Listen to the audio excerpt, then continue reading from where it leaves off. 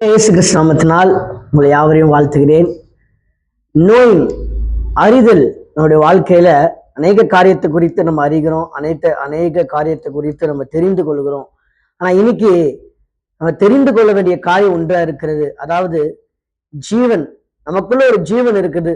அந்த ஜீவன் எப்படிப்பட்டதா இருக்கிறது, அந்த ஜீவன் யாரா இருக்கிறது என்பதை நாம் அறிந்து கொள்ள வேண்டும்.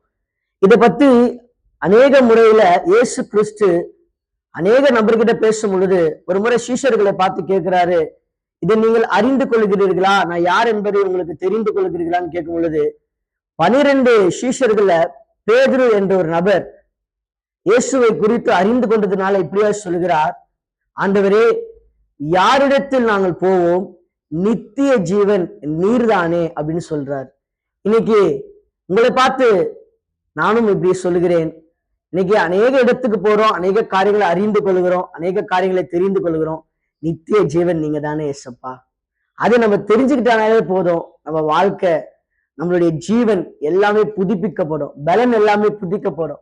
அதனால இதை பார்த்து கொண்டிருக்கிறதை கேட்டுக்கொண்டிருக்கிறவர்களுக்கு இயேசு கிறிஸ்துவின் நாமத்தினால ஒண்ணு சொல்லுகிறேன், இயேசுதான் நித்திய ஜீவன். அவர் தான் அந்த நித்தியத்துக்குரிய வழி. இதை அறிந்து இதை புரிந்து நீங்க வாழக்கூடுமானால் நிச்சயமாக உங்க வாழ்க்கையை துளிர்க்க செய்யும், உங்க வாழ்க்கை மலரும், நீங்கள் ஆசீர்வதிக்கப்பட்டவர்களா இருப்பீங்க. அதில் உங்களை யாவரையும் இயேசு கிறிஸ்துவின் நாமத்தினால் ஆசீர்வதிக்கிறேன். ஆமென்.